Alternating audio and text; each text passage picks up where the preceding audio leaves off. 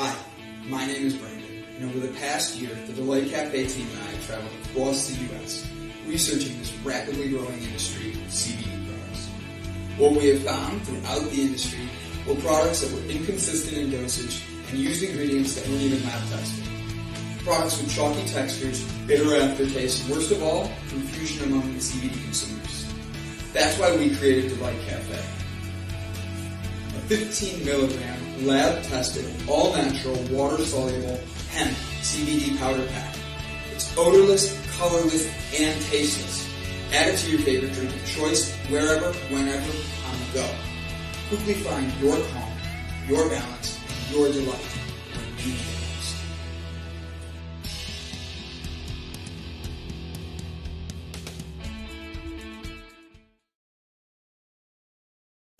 Hi, my name is Brandon. And over the past year, the Delight Cafe team and I have traveled across the U.S. researching this. Hi, my name is Brandon. And over the past year, the Delight Cafe team and I have traveled across the U.S. researching this rapidly growing industry.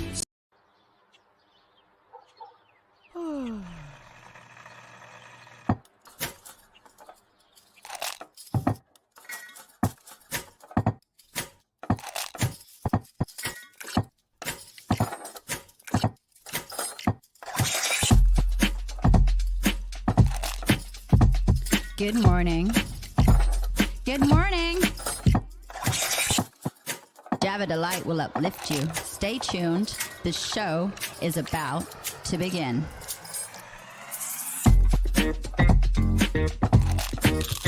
Grab your coffee. Stay tuned. This show is about to begin.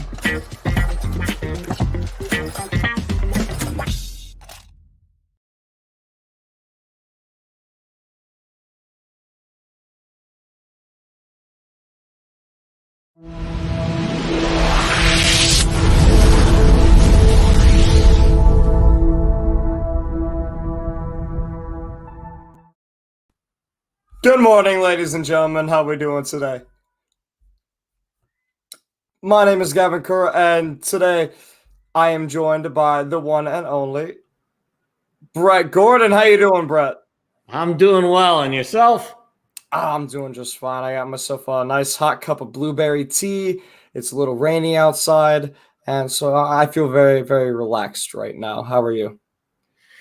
I'm doing good. Last night it's been 117 degrees here in Vegas for the past couple of days, and last night we had a storm roll through. It wasn't a big rainmaker in at least the part of Vegas I was in, but we had the lightning, and then we had a lot of wind. So any tornado warnings? No, we don't really get tornadoes. I was going to say, no, because you have the Rocky Mountains there, so you don't have to worry about tornadoes, right? No, yeah, right. And, just the way that the weather comes through here, I have never seen anything about a tornado out here. Yeah. But, we do kind of get those, what do they call them? Not haboobs. To a certain degree, which is the big sandstorms. Haboob. A haboob. Yeah, if you ever seen the sandstorms, we don't get them as much here like as down in Phoenix and then, some parts out there. But it's those giant sandstorms that sometimes you see like in Saudi Arabia. Yeah. We don't get them near like that out here in Vegas, but it's just a massive wind and all the sand and dust gets blown up, and it gets to be like fog here. But if you go down to Phoenix or some of those areas down there, it's brutal.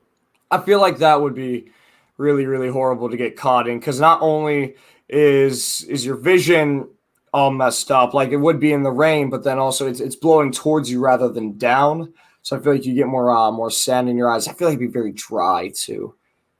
Yeah, I don't know if there was a one Mission Impossible where they were in Saudi Arabia and he was climbing like the I can never pronounce the tower name, but it was the largest tower in the world, and I think now it's been surpassed by another prince who built a taller one in Saudi Arabia. Yeah. But they had the haboob come through there and it couldn't see anything. And, that's when the camels and everything just kind of hunker down and wait for that thing to pass, because like you said, it gets in your nose, it gets in your eyes, it can tear the paint off your car.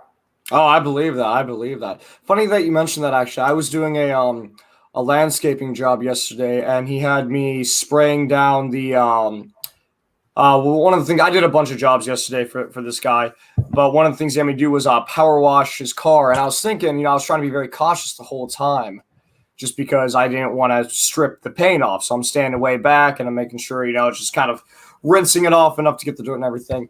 And I thought to myself, and I asked him, he gave me an answer. And then last night I asked Esther, and she gave me an answer too. Would you rather get sprayed with a high quality power washer, like whatever the nicest one you can get at Home Depot is?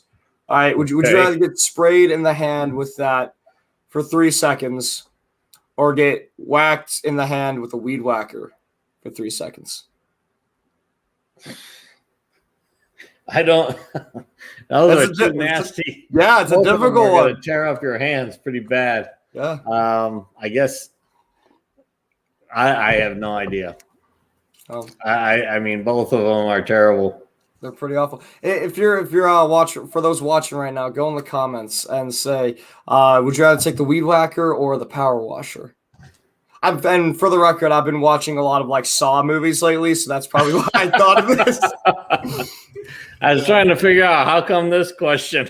Yeah. I'm just pulling weeds, and I'm like, you want to play a game? No, I think I'd probably take the weed whacker. In all honesty, yeah. Just for 3 seconds, because I feel like that first initial hit would really suck, but then after that, I feel like the last 2 seconds wouldn't be so bad. I don't know. Both of them can definitely lacerate your hand really badly. So absolutely. Absolutely. I think I would stick to pillow fights on top of the bed. Malicious. That would be better. Yeah, malicious. I like it. It's very very devious of you. Let the feathers fly, man. Yeah, exactly. No, but it ended up being a good day yesterday. I got paid in meat. Now, how or what? Were you working for a restaurant or something? No.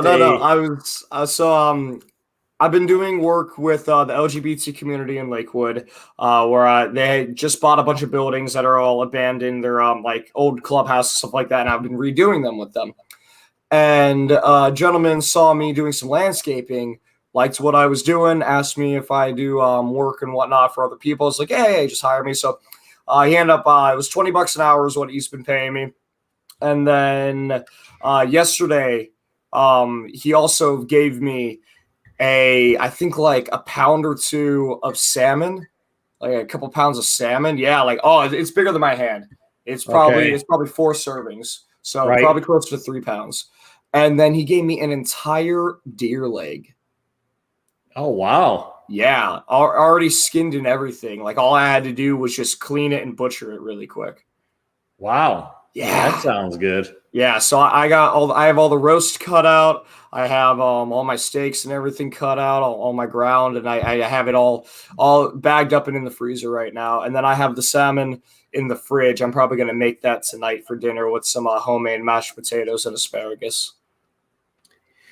That's more ambitious than I normally am when it comes to cooking. I'm usually okay, let's open up the freezer. There's a frozen pizza. That looks like about as complex as I want to get. That's how I was last night because I had such a long day yesterday. I was very, very tired.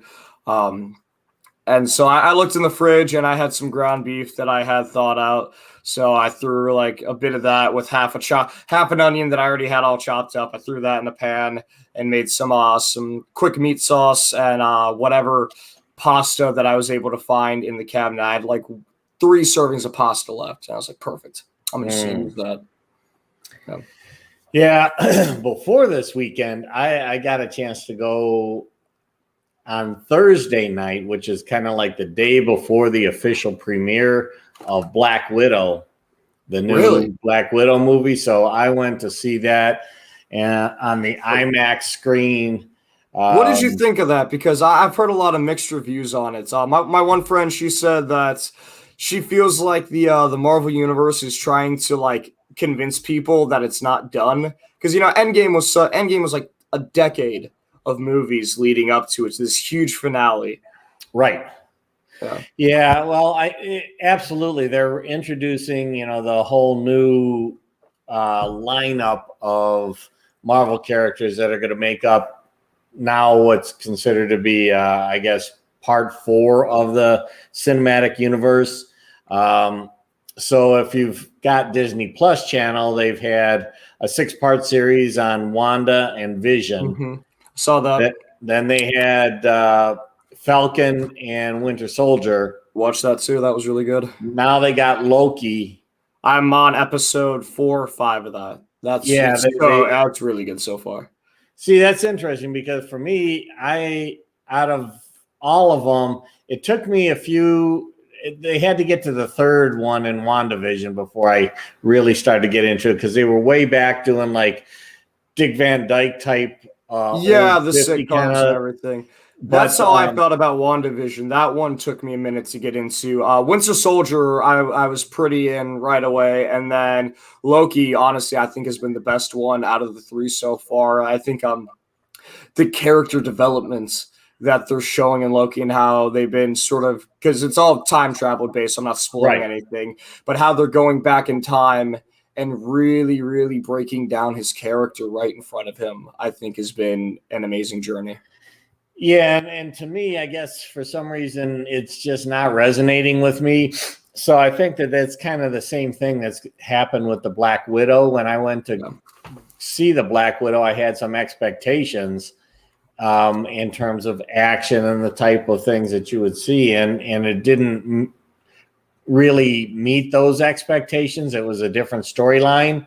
So I ended up saying that I liked it. I see that they're developing, the cinematic universe is developing. They've got a new, I think, kind of a super villain or organization that's kind of being built as they're recruiting some of the ex or associates of the Avengers into I think another community here that's going to end up being on the rise. So I could see it definitely being a mixed review, but it did do pretty well so far at the box office. You really got to take a look at the next couple weekends and see if it still holds true. If it doesn't, then it didn't resonate as well. But it's tough when you take these characters that were kind of the real predominant characters that everybody knew: Iron Man, Captain America, Thor, the Hulk, and you start bringing in other characters that were not the super popular, Marvel characters, and build a story around them. But I think, we're going to start to see more of the Ant-Man and those guys coming into it as well. So, well, I know that Ant-Man was an original Avenger in the comics, and then in the comics themselves, the Avengers actually weren't really that popular. It was more Spider-Man and the X-Men and all of them that were really blowing up, and that's why they got sold off when Marvel was almost bankrupt, because they were the most popular characters, and Sony and whoever else was buying them, I can't remember. They saw that there was a movie market for these characters just because they were so popular. Yeah, Marvel kind of took the scraps at the end and made them what they are now. This titan of a movie franchise. Yeah, absolutely. So, anyhow, that's kind of what we went on so far with the Black Widow, and then today I'm going to be dropping a new One Square at a Time. And it's going to be Shrek. So we'll talk a little bit more about that later, and at least introduce what we're going to be dropping and move forward from there. But what else exciting is going on out in the crowd, in the audience? Anything exciting happen on your weekends? Yeah, we got a lot of people in here today. Let's say hellos really quick. So we have Krista Wolf. You want to get the next one? We'll go back and forth. Let me write. I got to go up here. Okay, so we got the Jessica is out there, and hopefully Jessica is feeling much better this week than she has in the past 3 weeks, and continues to just grow in her health, and her family and everybody is doing well. Let's see. Those are very kind words, but I love that you can. I pulled them up on the screen. I was going to pull them up for you. You completely skipped over. We have Beyond the Moving Picture Studios. Oh, I missed that. Yeah, it's all right. Here you go. Then we got Stuart out there, and he's did it again, you bastard. I keep pulling them up for you, Brett. Stop. At least you did the same person that time. All right. Hello, Brian Tracy. Pick somebody, Brett. Find him. Find him in the crowd. That's what I'm looking for. CK. CK. Hi, Brendan Croucher. How you doing, buddy? All right. That's it, Brett. That's it right now. Stop looking. Hey, wait a second. For those watching, if you want to bring in CK. She was featured guest Saturday night on a live broadcast show entitled Truth Behind the Truth. That sounds pretty interesting. CK, have you got any more information on that we could talk about? Love to be able to hear more about what this truth is behind the truth. If that's that sounds like a conspiracy theory. Well, I was just wondering, is it about that? Is it about, the kind of information that they keep feeding us regarding, things like the COVID and stuff, and then looking behind that and seeing what's, going on, who may be controlling things? The moon landing was fake. 9/11 was an inside job, that kind of stuff. Exactly. Yeah. It's not a conspiracy. Okay, cool. It's not a conspiracy. It's the truth. Damn it. Then maybe it's kind of getting deeper inside yourself so that you can really understand what's going on as opposed to the surface. Maybe like a self-reflect. We respond to. Yeah. Maybe, or like just overall human behavioral thing, and just sort of looking at society and why we put ourselves in situations in the way that we do. That could be fun. It's not like that. What's she saying? Yeah. They have different guests on each week to delve. I learn a new word every day on this show. Delve deeper into different topics. It's a panel of 4 gentlemen co-hosts. Oh, I like that she said gentlemen. That makes me imagine like 4 guys with very nice haircuts, all squared and styled up with suits and glasses of whiskey and cigars. Just maybe they got pinky rings. You mean just like us? Yeah, exactly. Just like us. Yeah. No, that sounds. I like those kinds of things where you get a number of people on, and hopefully you've got some differences of opinion so that each person can kind of play off the other, and you can, as you're digging deeper, each one has a little bit different perspective, and that's when you really get a chance to learn.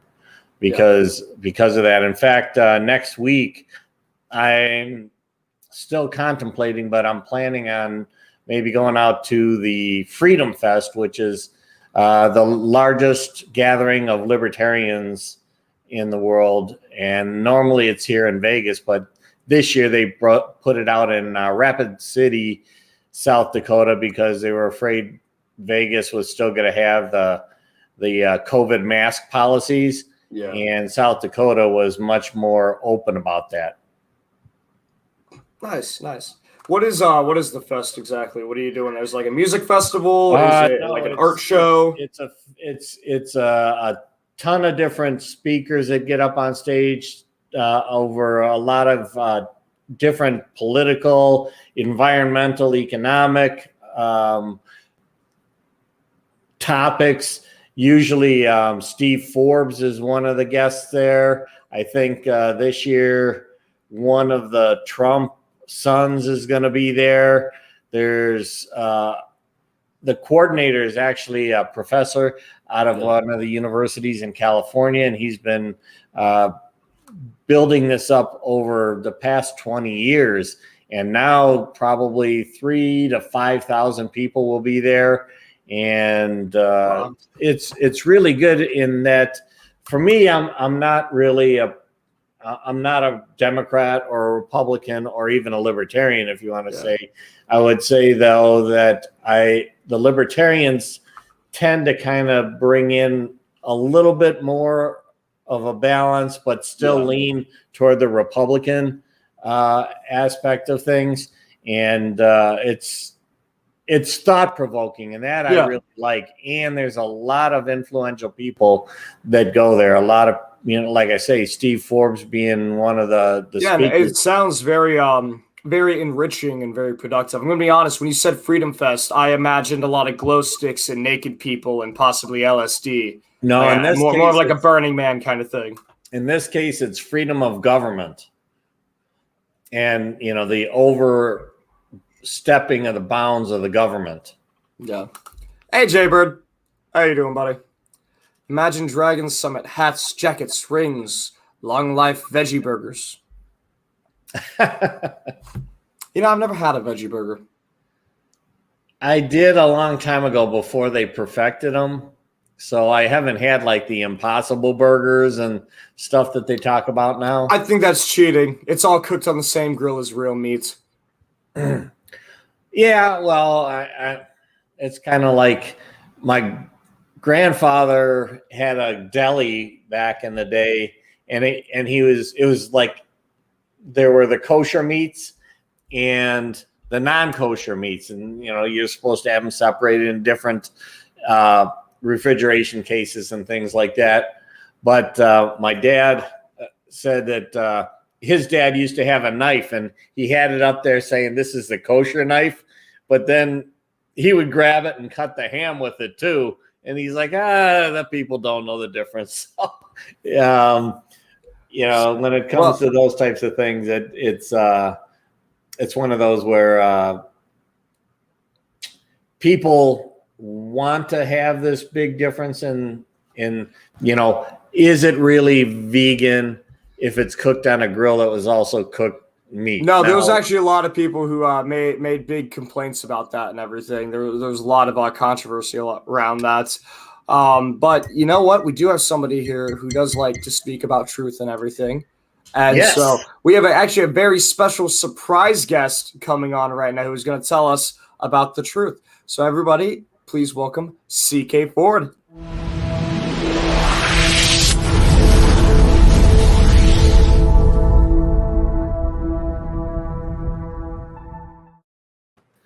Good morning, CK. It's great to be able to finally see you. That's absolutely. Awesome. It is so wonderful to properly meet you. How are you? Happy Monday. Happy Monday. We're doing great. How are you? I am great. I was here after having come back from a long walk. I saw Brandon and Jessica on Project Joy podcast this morning. So, all great things are happening. Got my infusion of joy there. First, the nice long walk, and came in and like, I got to catch the show. And I was sitting here watching you guys, and Brandon sent me a message. He says, hey, go in on the show and then show him what you look like and tell him what it was all about on Saturday night. So, we're really curious. You heard all of our theories on it, so definitely set us straight. Tell us the truth. No, it is not a QAnon conspiracy theorist or has nothing to do with the cryptocurrency or the takeover of Illuminati, nothing like that, because I know there are lots of conspiracies out there. Yeah. No, the truth behind the truth is actually this very profound talk show that airs every Saturday night at 9 p.m. Live off of Facebook and YouTube. So it's a panel of 4 gentlemen. They are all live out in California, so they're LA dwellers, and they have different guests, or they have different series on. For example, every month they may have 2 different series, but they'll have featured guests on those series.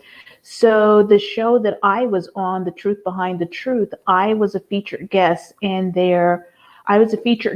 of their series entitled The Writer's So it was an honor and a true blessing. Prior to that, I was on one episode 2 weeks ago. The week before the 4th of July, they invited me out there. They invited me to be on the show, and they were so excited about my presence and having been there. They invited me back for a follow-up, which was this Saturday, because on the 4th of July weekend, they were on holiday hiatus, and they just popped in one of the episodes that they had previously recorded back in their live recording from back in their Christmas episode. And that featured Danny Glover and a bunch of other great people. Wow. So they had Danny Glover on there. That episode, that was their Christmas special. They aired that last week to fill in for not being live. And the show is not pre-recorded, no editing. It's 100% live, so you never can tell what's going to happen. It's wonderful. The host on there, one gentleman that I know very well, been friends with for a long time. His name is JB Wanza, and there is Dylan Washington. Those two, they are a married couple, and there is a really, really awesome person with magnetic energy. His name is Parnell Marcone, and then there is Harold LaFall. So they are just, move out of the way view. The truth behind the truth is definitely going somewhere.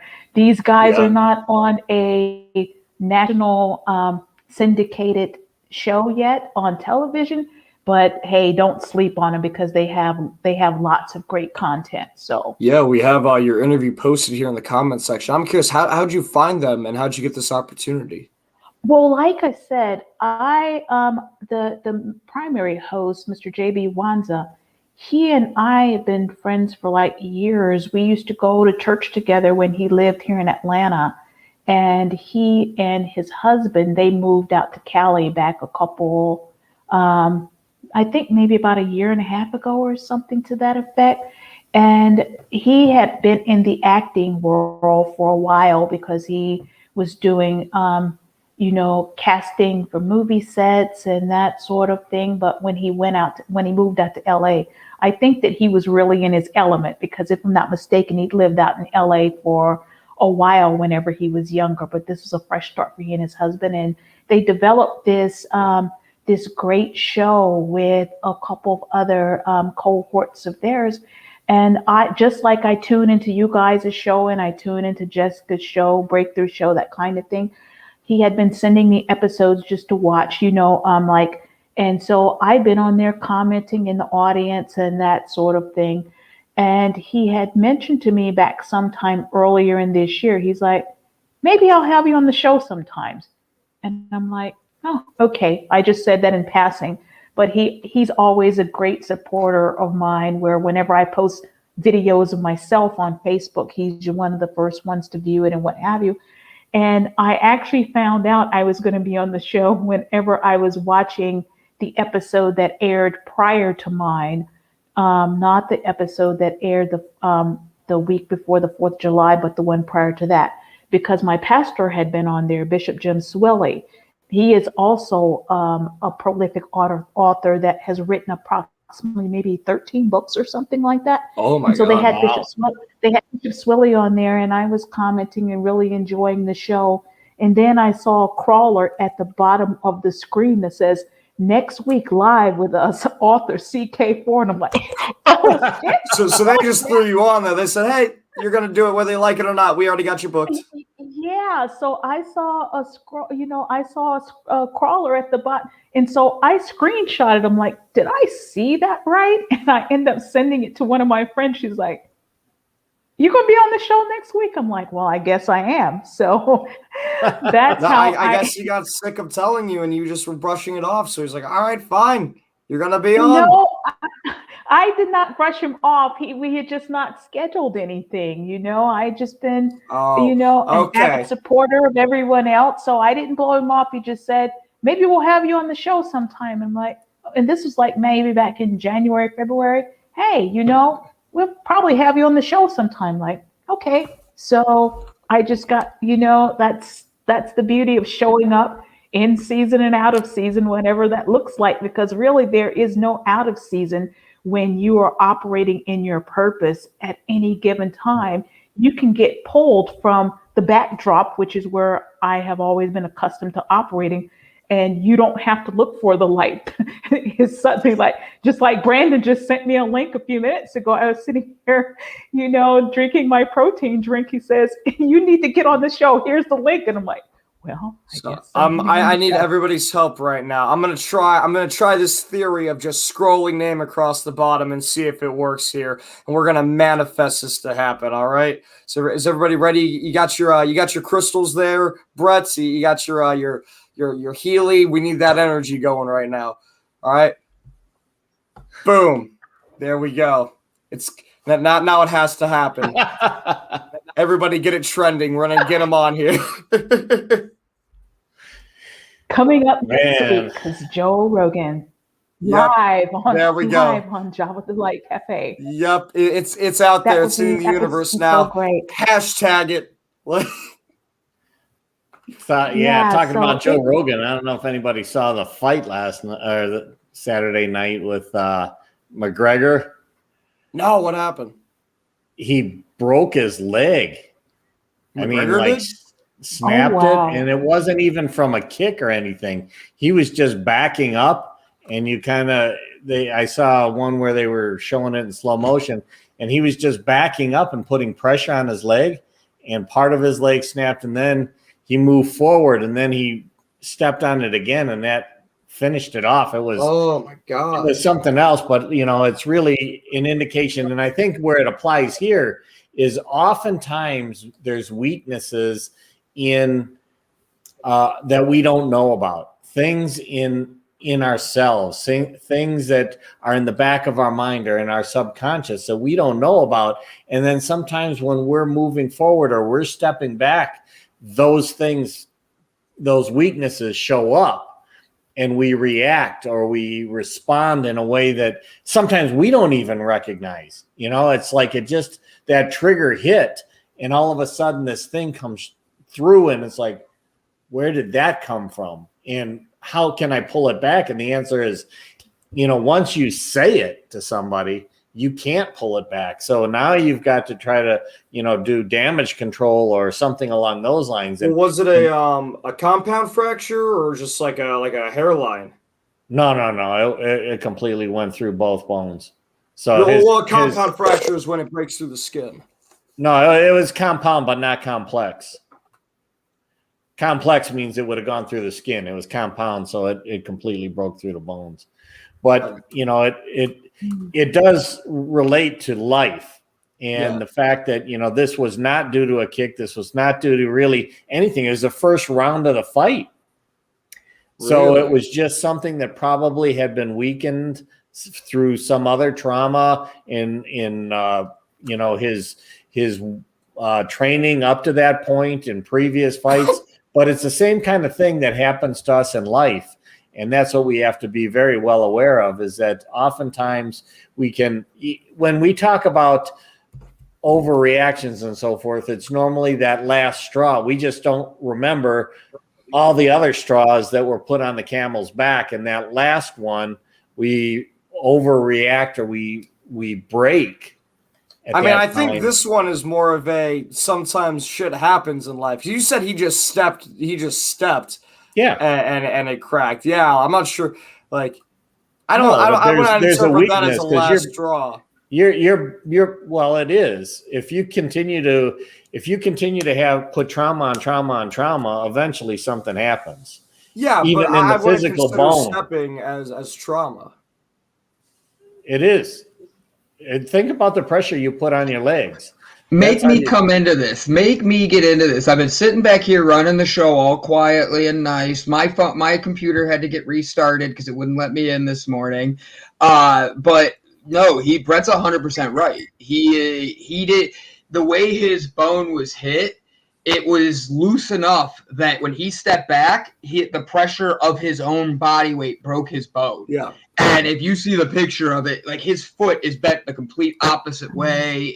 I covered it up with my thumb, at the picture and showed my parents like, ooh, and then I removed my thumb, like, both of them. So like, well, for what me, I'm saying is I wouldn't consider stepping trauma just because that is a regular every day-to-day thing that we got such a common thing. So to think of that as trauma in terms of the it's not the step that's trauma. It's the fact that something knocked it loose and his own body weight created a trauma. He was in tears after the I fight. believe it. Like he had to get ushered off on a stretcher and everything. Now, I'm not a big UFC fan. I sponsor a UFC fighter. I know a bunch of UFC fighters or MMA fighters, but the thing is, the trauma it's the mental trauma Brent's going with, because now you've lost to this guy 2 of 3 times. You've been on the national stage getting paid to be there, and then one step of your own body weight is breaking you. And that's because something little inside, he didn't get enough milk, he didn't get enough whatever, it's like CK Ford admitting the truth. She loves the movie Shrek, and I'm going to combine all this somehow or another, but I'll figure it out.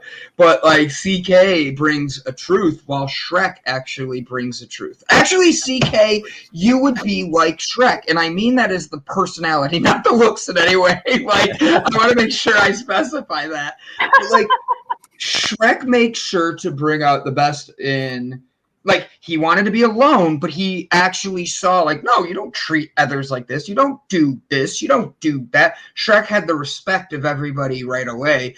And if they disrespected him, the thing I loved about him is his boundaries were right there in front of you. He's like, all right, bye. And he's done. Quick and easy. When you're dealing with truth, people don't like that. And combining those two, people don't always like to hear the truth. People don't always like to know what they're doing might be hurting someone or something that they didn't do, take care of them the right way. And that's how they end up breaking their own self. And his leg is a metaphor, because it could have been something as simple as a dog biting your friend's Pepe and then turning around and needing to go to the emergency room. It's a very extreme thing you don't expect to have happen. I'm not using names. A dog biting a friend's what? Pepe. Like Pepe, like the frog? No, you're thinking of the skunk. And that's Pepe Le Pew. I'm thinking Pepe the frog, the meme frog. Oh, is that his name? I didn't know that was his Gavin, name. if you want a reference, take a look at Project Joy. He was talking about that in Peanut Butter this morning. So if you look at Project Joy, you understand exactly what he's speaking about. Oh, I know exactly what he's talking about. Gavin was actually here when it happened. I was there. Yeah. Like, it was one of the most shocking experiences. Like, I've never seen anything like this. The funny thing is, she's sitting right next to me right now, the dog. And she is like the nicest thing. She's looking at me with these puppy eyes that's like, we didn't mean to do anything. In that moment, in like the second before that, she was licking my friend on her back. And then turns around and bites him in the crotch. 18 stitches. He has more stitches in his Pepe than most people will get in their entire life. I told him he should sign up for porn. It's the only way he's going to become popular now, is having the 18 stitches there. I still think he should have just gotten it removed at that point and got a prosthetic. I mean, never have to think of it again, Yeah. But CK, I shared your link on here. We made sure to get it out there and all that. I love what those guys are doing. I was only able to catch part of it because I just was dealing with. Yep. We're just gonna. Well, I'm thinking about the prosthetic. I'm like, yeah, you got like add a flashlight and like Wi-Fi to it and stuff like that. Like, oh my gosh, that's just no. So CK, tell us about your favorite part. So CK, tell us about your truth. Yes, of being on the show, about being Project of the Truth and all that. And what was your truth you spoke over everybody there? I kind of missed it because I was trying to find the link at the same time to share. Understand. Well, you can always go back and watch the replay because it's aired live. Within an hour or two, then the video link is up there, so you can be able to go back and catch the whole show whenever you have time. Boom. What I found very insightful about the show is not just the show, the people, the gentlemen that are the co-host of the show. They are very real. What and who you see on camera, that's who they really are. There's no pretense, no scripting, there's no editing. So whoever is gets the opportunity to be a guest on the show, they bring with them authenticity. So no one knows in advance what's going to be said, how the conversation is going to fold. So it's your opportunity to just simply be you and show up in who you are.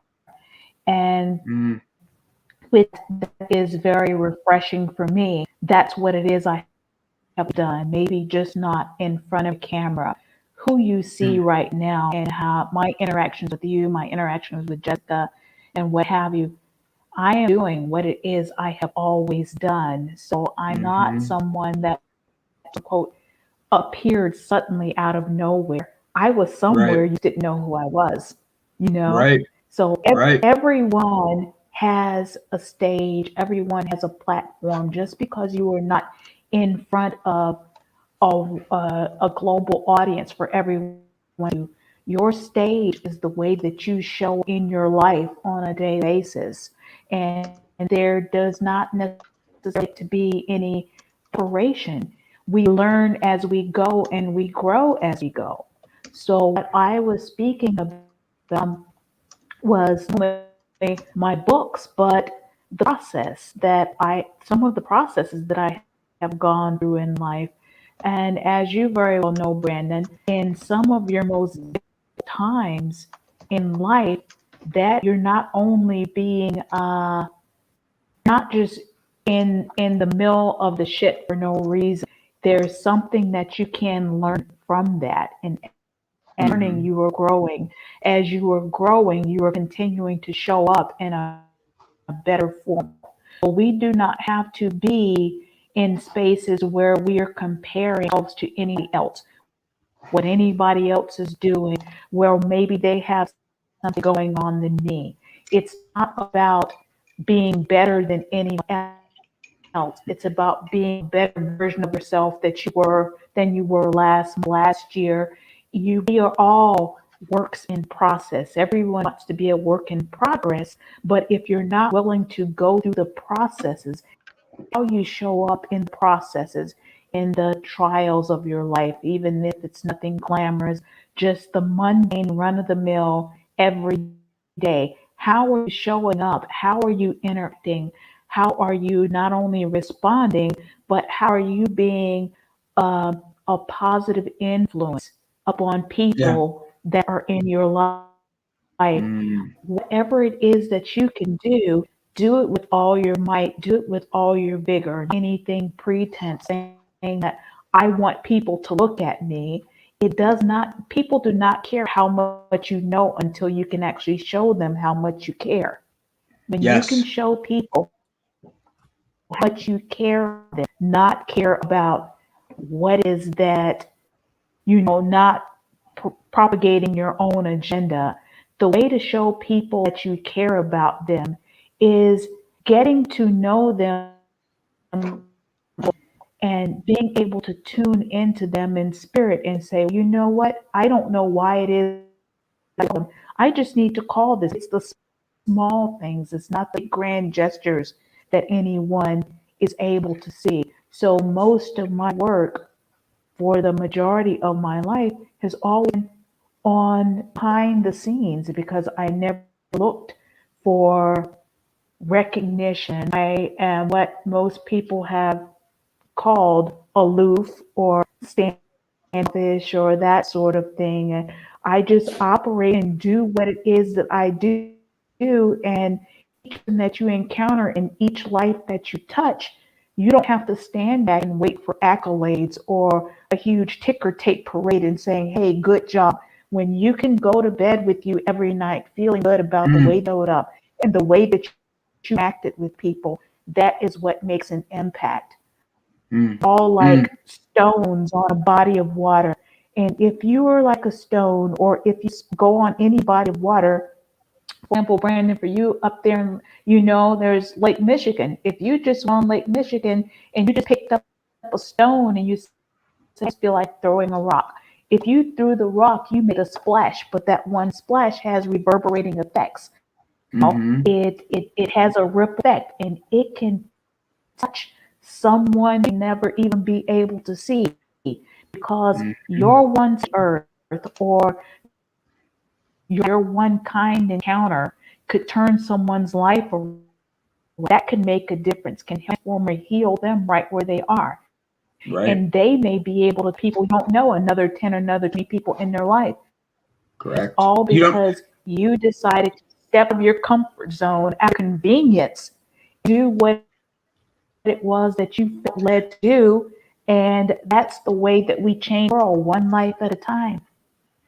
Something I want to touch up on really quick. You said that you were talking about people being self-aware with where they stand and they're on their stage. I think a lot of people, and myself included, have been definitely guilty of this, of either forgetting about that stage or having a distorted view on it, where either people don't realize that whether there is one person or 100 people around them in life, they are on a stage that is their main character of their movie, and they don't realize that at all, and they act ridiculous or don't act at all, or they are very self-aware of that stage, and because of that they allow it to create a platform for them to where they think that they can do whatever they want and act however they want to other people, because it's in their mind their movie and they're the only one who matters. What's your take on that?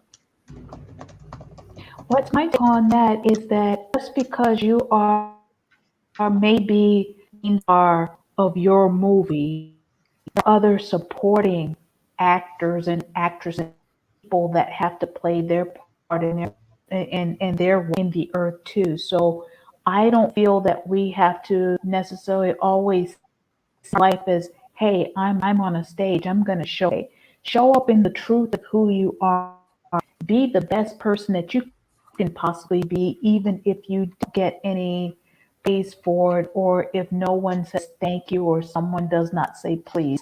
It does not give you a right to be an asshole to everyone just because you feel that you need to be the center of attention. Just because you have a platform or a stage, you do not have to act like a diva or, act like a jackass. You just don't. The better you are to people, they may never remember your name, but they will remember how it is you made them feel when they encountered you. Exactly. 100%. Everything may not go your way. Everything may not go your way. Certainly everything hasn't gone my way. I had some major atrocities in my life, but that did not give me the right or warrant me about being an asshole to everyone else. The world owes me something and everyone I encounter needs to pay up. That, it's everyone has different backgrounds they come from. Some people, even when they are being at the worst, it's their internal programming. They may not have had a good, strong foundation, or they may have never had anyone to pay attention to them, but now they are in a place where they have an audience per se. Then they are milking it for all it's worth, because they're trying to make up for lost time, or they may even have a deficit in their soul, where even if you have a platform, it doesn't mean that you feel good about the person that you are. You're just in a space everyone can see you. So it's that ego thing. It's that ego thing when you can. It's not realizing that you're not always the protagonist. Yes, whether even if it's your story, you're not always the antagonist either. Yeah. Yes, absolutely. Because wherever all of us are, there have been people in our life that have played a huge role, or even if it's a minor role, someone could have had a minor role in your life, made a huge impact. And if you can carry with you and learn from and say, you know what, this person influenced me. They just don't know how much, but I am being the best that I can possibly be. And I think that it's a growth process. Just like where you are now, you're like 21, 22 years old. You know, you know, Mr. Brett's season, Brandon's season, we're all in different seasons and spaces in our life, but that does not mean that we cannot come together in a community and appreciate each of our differences as well as, and not be afraid to reward or praise someone else or encourage someone else or say, you know, I did today, I never knew that. Even just make a huge difference. Absolutely. I think that, the key thing is to remain congruent. And it's also one of the most difficult things because a lot of people live their lives not being congruent. What they believe and how they act and so forth don't oftentimes really come together. They're trying to act out a part as opposed to being who they are. And when you do that, then you have to try to remember all the things that you said to act out your part, which can oftentimes be white lies or black lies or whatever kind of lies are in there, in order to try to make your role to be whatever it is. But that's not being congruent. When you're congruent, you don't have to remember those things because you just are who you are and you're consistent. And as you mentioned, you've got that ripple effect that you don't even realize. And I talk about that quite often, that you don't know when you just smile at somebody and they didn't expect it, what that does to their day. And you may never know who they are. They may never know who you are, but you did leave an impact. And that impact then impacts the people that they touch. And that's what I call life everlasting or your legacy, because you don't know all of that. But if you want to really think about how you would like to be remembered, write that down and then try to remain congruent to that. And your actions will just naturally lead toward that path. But if you don't have that vision of what you want your legacy to be, how you can really contribute to this world, and everybody's got a superpower. Everybody has something that they contribute to this world and others around them. So just look at that and remember that those things mean a lot to those, even if you don't even know who they are. Yes, It's been an absolutely amazing conversation. We're getting ready to move on to our next segment here. Yes, Brendan. Do you see it? Don't forget, guys. Is that Jim Carrey and Liar Liar? I know that. Yes, Liar Liar. Okay. I don't remember what he's saying in that scene. But the truth will set you free. Oh, I didn't click the volume. I'm sorry. I was trying to set it up to just be the gift. Oh, okay. He goes, the truth will set you free, and he's yelling it. So I was trying to have that be the way we have CK leave with the truth being set you free today, letting it be a comedy thing. Now, I do want to say before we go, because Brett is going to be joining us backstage now, helping run the show and all that. But Thursday, 6 p.m. Eastern Daylight Time, and for 3 o'clock Pacific District Time, Daylight Time. I'm just giving them all different things today. So 6 o'clock and 3 o'clock, other side of the countries. Brett will be doing his show for One Square at a Time, where they will be talking about Shrek and the leadership qualities Shrek brings and the truth he speaks. I just have to include that in there because he really does. Yeah. So CK, everybody, do yourself a favor. Do not lose the opportunity to go back. Click on the link here and watch CK's interview. Also, don't forget to go check out Brett Gordon with One Square at a Time. He's going to be talking about Shrek this week. He's probably going to show up wearing a Fiona dress. Knowing Brett, he's going to have something up his sleeve to keep us all chuckling and all that. But truth is, it will be a layered episode. That's a great way of saying it, Jeff. So, CK, thank you for coming on, being honest, thanks, truthful, CK. And everything. Yeah.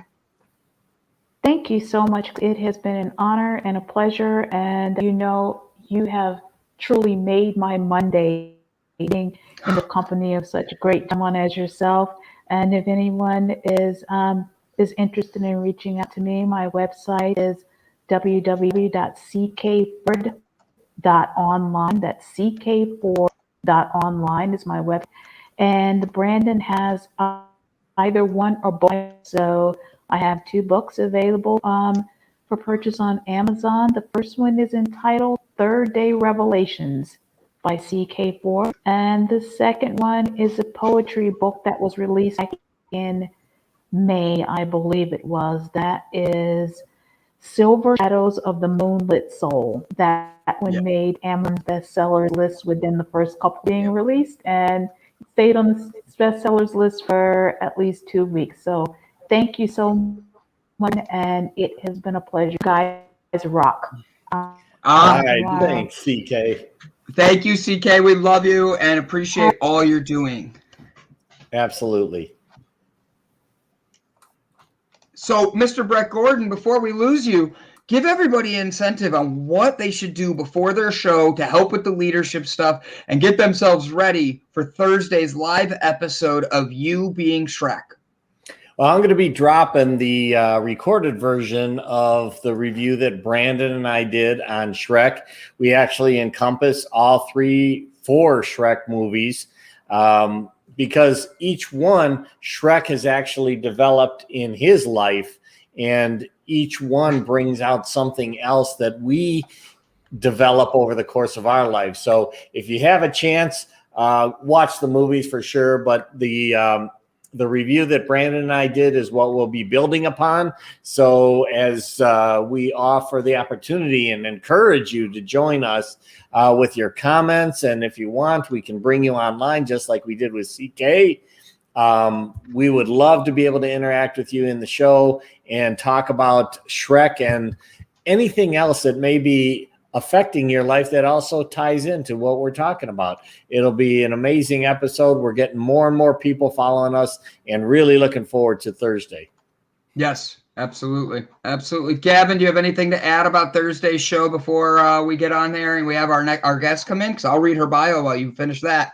Oh, I already have the bio up. I was getting ready to read it. You're going to read her bio today? I plan on it, yeah. I will sit back and get ready. I'm very excited for this guest. Yeah. I know you are. We talked about it before the show. I've never seen Gavin excited. I've seen him excited for guests, but he's like, "Oh, I have so much in common." Yeah.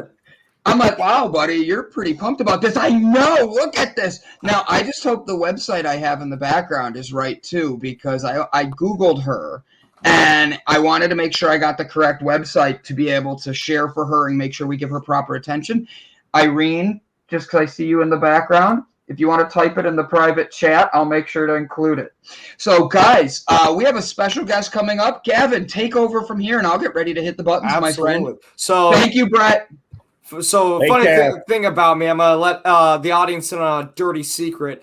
I usually don't check the guest bio until the morning of, just because we have so many guests and everything, and I'm busy. So usually the morning that we do the show, I come in like 10, 20 minutes around there beforehand. We'll read over and everything, and then we read it throughout the show. However, last night I was with a friend, and she asked me, who's our guest today? And I said, I don't know. Let me check. And it just so happened to be, so far already, my favorite guest, because we have so much in common already. Dr. Irene Hauzinger is a professor of addiction studies at St. Martin's University in Washington State. She has been practicing SUD professionally, yoga teacher, and yoga researcher. Her research interest involves the effects of yoga as applied to prison inmates. Irene is the singer and harpist of PNW folk metal band Siren's Reign, which I have an interview with her on Between the Notes coming up this month on the 21st, so watch out for that. She lives in the Northwest with her partner William, 3 dogs, 3 cats, 2 tortoises, a turtle, an evil parrot, and some chickens and ducks. Now, the first time I read this bio, my dyslexia kicked in, and I thought it says that she lives with her panther William. That really threw me off. because there are all the other animals after her, but it's her partner, William. So, without further ado, and plenty more fanboying to come, I introduce Irene. Irene. What happened?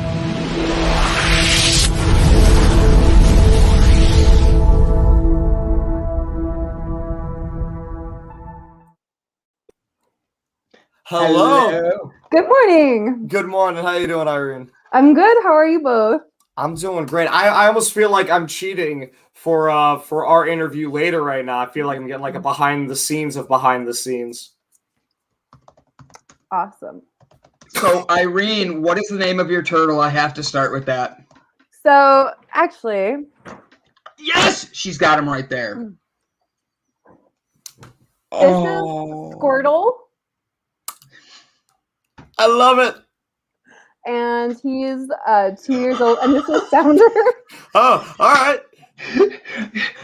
They say curiosity killed the cat, but I honestly think it's jealousy. Like, they always want to be where the love is, you know? Yeah. I'm really expecting something to come, like your husband to come out of the top corner right there.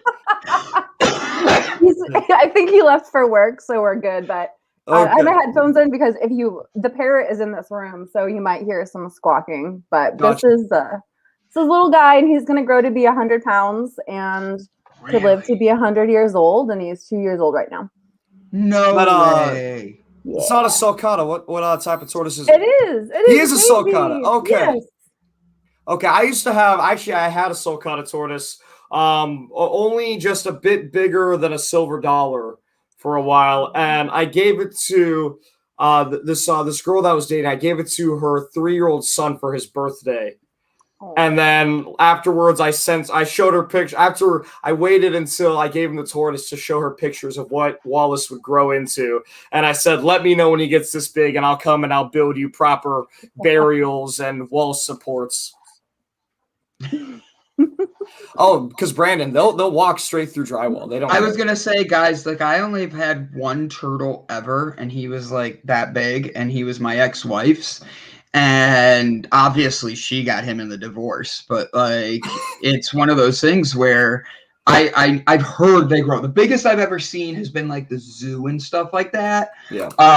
We had a competition at my restaurant once. We had a head of lettuce eating contest. You had to eat everything, including that little stem, like at the end. Yeah, the hard thing, right? Thank you, Irene. It's not meant to taste good. It's meant to be, it's like eating like, okay, who wants to really eat 100 hot dogs? Like, you know, when that comes out later, whatever way it's coming out of you, sweating, burping, pooping, it's coming out. And it's not going to feel right. Like, I don't want hot dog sweats. But we all ate the head of lettuce, and we had a turtle there we were racing. And that was like, and he was huge. His name was Tank, and Tank was a good big, like he was already like 50 years old and was like huge and had to live in a basement. They brought him. I know Tank. Did he come from the Herps Alive Foundation? No. No? Where'd he come from? Alexis Semensky, a photographer. She's had him her whole life. Like her parents. Never mind then. But we don't care about these people. What we care about is Irene. I just wanted to talk turtles and eating lettuce heads. Like did you hear the beginning of our show? Gavin and I have had a really interesting weekend. I'm gonna make you laugh. All right. All right. So my parents have a dog that they're trying to rescue. And we just got back from a trip and all that, and I have to do all this landscaping. So I called Gavin and a couple buddies over that the dog knows. And I've been working with this dog for months. She was a complete butthead when I met her. Okay? Did you see me after like think how I'm gonna say that? Like I processed like 8 words. Yeah. What word? Hi, come here. She's looking at me right now because she knows she's in trouble. Come here, Cookie. Come here. Come here. She's taking so slow. Come here. She was licking my friend, being all nice, like kissing his hand and all this. And then she was abused. This dog was very abused, and you've seen it. Well, she turned and bit his penis right after she licked him. And I'm not talking like he was naked, like ripped through the shorts, like underwear. He had to go to the emergency room. He has 18 stitches on his Pepe now. Like wow. 18. I'm like, dude, you should, like, that's a record, I think. Like, and I was trying to just make him feel better, but she is right here. Come here. This is my girl, who's unfortunately going to have a very long day, and she knows it. You can see it in her eyes. Oh, I know. So when you bite people, you don't get to, So this is Cookie Monster, and you see how much she loves me. Yes. Like, oh, my breath, your breath stinks. We need to get you a mouth. What's it smell like? I don't want to answer that. So, have you ever heard of a dog biting a guy like nowhere out of nothing? At least he gets to say his Pepe is big enough for that many stitches. Death metal, I love that. Yeah. Death metal mama, 100%. I thought the same thing. I was like, when he told me he has to see a surgeon to make sure it's okay, I laughed so hard. I'm like, wait, what type of surgery are you getting now? Like, now is this just like a cover up for anything? He didn't like that as much as I did. I think it's funny. But Irene, have you ever heard of that? You have a lot of pets. You have like a little zoo. I love it. Have you ever heard of anything like that? No, unless, like I study a lot of interesting things and some things are kind of gross. Like, Yeah. I've only heard of this happening like with bestiality when people put peanut butter down there, like on purpose. Oh my God. It happens, and it's more common than you would think. Bestiality is super common. I'm aware of that. I think that this is where my morning was going to go. That too, Irene. Irene and I both were like, "What?" Yeah. I'm aware of that. Oh yeah, that's what we're expecting. Like, why do you think Yoda's so well trained? Like this. Masters, both of you. So go ahead, Irene. I'm so sorry. Oh no. So no, not unless there was like peanut butter involved or like something else. No. He went in to go change his clothes. He was petting her all lovey. She licks his hand while he's bent over, and then as he's standing up, she just goes and just like, oh my God! His face was the best part because I thought he was screwing with us. He's like, I need to go to the emergency room, and I'm like, you need to go to what? Like, for real? And then he goes, no, look, and he lifts his shorts up just a tiny bit. There's already blood running down his leg. Yeah. Like that, bad bite. It was, yeah. So I've never had that. I've never had anything like that, and I don't know anybody that's ever had that. I've had friends that have stories of like running from the police, and they lose a testicle because they got caught on a fence or something. We all know something random that happened to somebody. I'm going to stop hanging out with you out of fear for my genitalia. I know a lot of people, buddy. The chances of you getting that, like having that happen, first off, don't run from the cops. Second off, stop playing with peanut butter and your dog. After that, I don't think I need to give any other advice. Don't put forks in an electrical socket. Don't eat yellow snow. I can keep doing them like that. Yeah. Irene, so tell us about you and your zoo. And I'm going to pull up your profile so I don't say anything else wrong. I just was trying to connect this and it completely kept going. And I totally lost my train of thought. Ladies and gentlemen, tell me your weirdest biting penis stories if you have them, okay? Irene's like, oh my God. I'm laughing already. I love it. It's early here, so. Where are you? I'm in Tacoma, Washington. You are. I am. So, do you like the legalized marijuana out there? Yes. So I think everyone does. And there's a lot of reasons why. I'm actually doing a presentation later about marijuana, so I've got all the laws on my brain, but I was just reading, like, it's been legalized in the state since 2012. And since that time, it's brought in $2 billion to the economy and over $833 million just in taxes alone. But the most important thing is states in which marijuana is legalized, they have less problems with opiates. Yes. Wow. I love you. This is my specialty. That's actually what my main company is. This was developed through COVID. I focus on teaching people the benefits from the cannabis plant as a whole. And I love to get in front and talk to people. I just presented in front of a bunch of doctors and all that at a health conference because my company won an award for being so different outside of the medical marijuana industry. So we could talk about that all day, but I know that's not why you're here. But I could talk weed all day with you and cannabis and all that.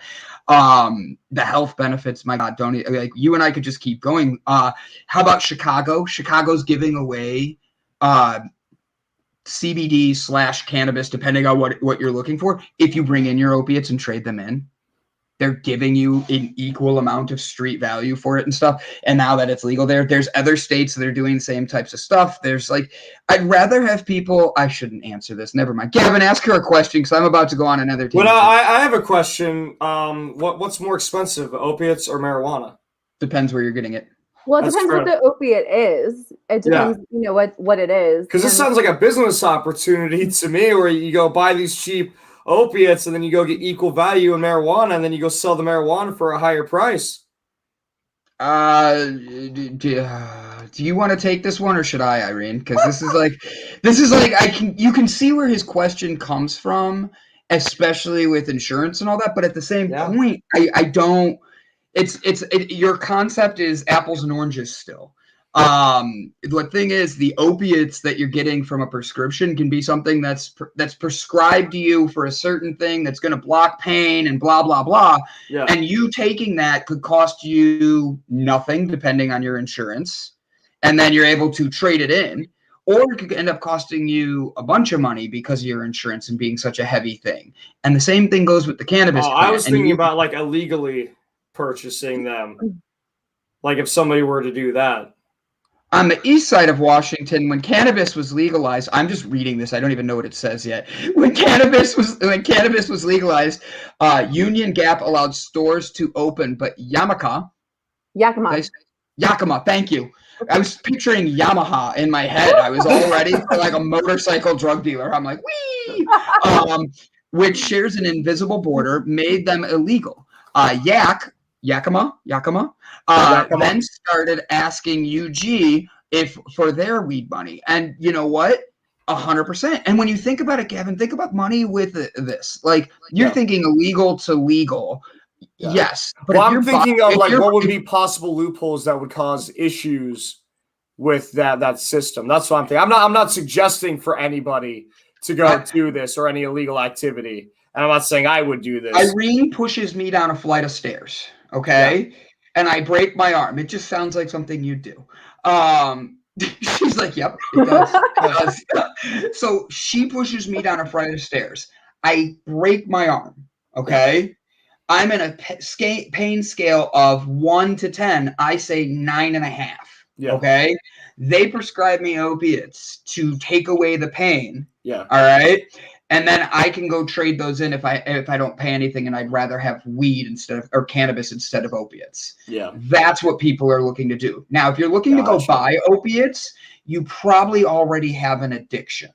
And you're not going to be looking to trade those. And your opiate guy probably already sells you weed too, because it's cheaper than most dispensaries. And that's why there's a black market that still exists. We were just in Vegas, and I buy a lot of cannabis from all over the country. I get sent cannabis to try new things, for sleep, to anxiety, to pain, to dealing with people shoving me downstairs. Like, it's one of these things. It happens so often, apparently. Yeah. Jeez. But like, in all seriousness, I love her already. She and I are going to get along great. I can tell.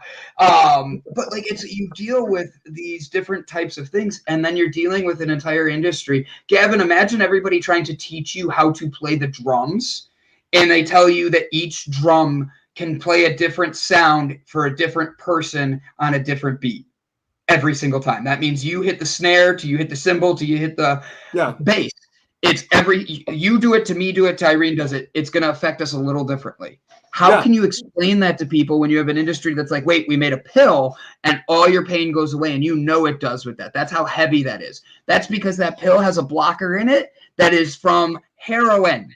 We used to prescribe this to kids. Now, how do we switch that? We have to make it where cannabis becomes more of the thing that gets into us properly, with the proper levels. That doesn't mean someone like Irene just hands somebody 1,000 milligrams of THC and then we watch them go, because that would be fun. Oh my God, I saw the greatest one. Irene, I'm going to tell you this. I'm going to send you it too in the email. I found a TikTok yesterday, and I'm not a big TikToker in any way. I'm not good at it. I just enjoy it. I'm old. But I was watching it, and this girl like walks up to her dad and goes, "Dad, what are you doing?" And he goes, "I'm enjoying my gummy bears." Why? And she goes, where did you get those? He goes, they were on the counter near your stuff. And she goes, how many did you eat? He goes, I don't know, 6, 7. And then she comes back later. You know, they have the split. Yeah. He's in the couch and he's just like, and she's like, you feeling good, Dad? He goes, I don't know, I can't feel anything. I was dying because I'm like, we've all been there. Like, if you've ever done an edible, when it hits, it hits. You do that many edibles, woo, but you're only supposed to eat like 1 or a half of those gummy bears, right? It depends on how many milligrams you're looking to get. If you get one that's like a big thing and it's like, 500 milligrams, I wouldn't recommend going. But at the same point, you might be like me and you're just going to go just because. Yeah. No, I gave a lot there. Wow. I've had that happen before. I've only had 3 experiences with marijuana. Actually, it's never been like my cup of tea. I never really had a big interest in it. But a couple years ago, I know, surprising, right? No, I'm laughing at the comment. I'm sorry, Jaybird caught me off guard. Well, I remember a couple years ago, I bought a brownie, and nobody told me that I was only supposed to eat a part of this brownie, and so I got right here. I'm like, oh yeah, I understand why people like this. This is great. This is right where I want to be. And then I just kept going up. But I called my friend who sold it to me. I said, hey, thank you so much for this. This is a great experience. Me and the girl I'm with, we're having a great time. And my friend goes, oh, what'd you do with the rest of the brownies? I go, what do you mean the rest of the brownies? She says, you didn't eat the whole thing, did you? I was like, what's going to happen? She goes, oh, you're in for an uncomfortable 8 to 10 hours, buddy. Click. Do you have any stories like that where you, like someone you know, they're not like, so like my dad could tell he was being cranky last weekend. So somebody he works with gave him one. He didn't ask me anything. And he just eats a cookie. And then he's walking around the backyard all night. All night. And he's just, dude, I'm like, what are you doing? He's like, oh, I got to get this done. And his mind wouldn't stop. It literally sent him into, there's 100 million things he wanted to get done. And it triggered that in him. Yeah. And his checklist that he never writes down all of a sudden was coming out in the middle of the night outside. I had so much fun that night. I just sat there, I was smoking. Give me a story, Irene, because we've talked a lot today. And I feel bad that we're taking up your time because this is about you, who you are, your zoo, and your pet animals. I love it. She's got a band too, and she does yoga. I already looked at her band. Oh. I've been playing. Well, you sent that link, and I'm more jealous how everybody in the band either has an insanely awesome beard or incredible hair. Like, I don't know if you can guess. I've been jealous of hair for a while. So we do have a lot of hair. Ed is bald, but he's got a great beard, and I think we're a good hair band, but we're not like a hair band. Yeah, but we have. You're a band that has great hair. I kind of want to see that now because, guys, you have no idea what we're talking about. I'm going to bring your website up here right now because this just makes it so much more fun. So look at this. Now, Ed has the hat on, I'm assuming, in this picture. Yes, he collects these wizard hats. He's on a buying spree. Like, he goes to Etsy and he gets all these different hats. And I don't even know how many he has right now, but he keeps buying wizard hats. He's got a collection. I love it. Is it just a wizard hat, or does he have like medallions and like a staff and things that also go along with the hat? Does he have like a wizard outfit yet? Yes, he just bought these boots from Virilis, and most of the guys have kilt. I think everyone has a kilt now. Kilts and boots and hair. We love it. It sounds like you're about to sing a country song. We've got kilts and boots and hair and dogs. The opposite. Yeah. I know.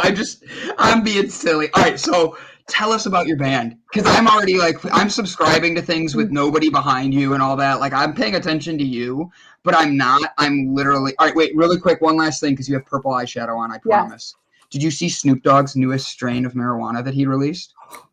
I saw an ad for it, but I don't think I looked at it. I know it's purple. Do you remember Steve Urkel? Yes. Oh, no, I did see that the other day. Yes, Jaleel White. Yeah.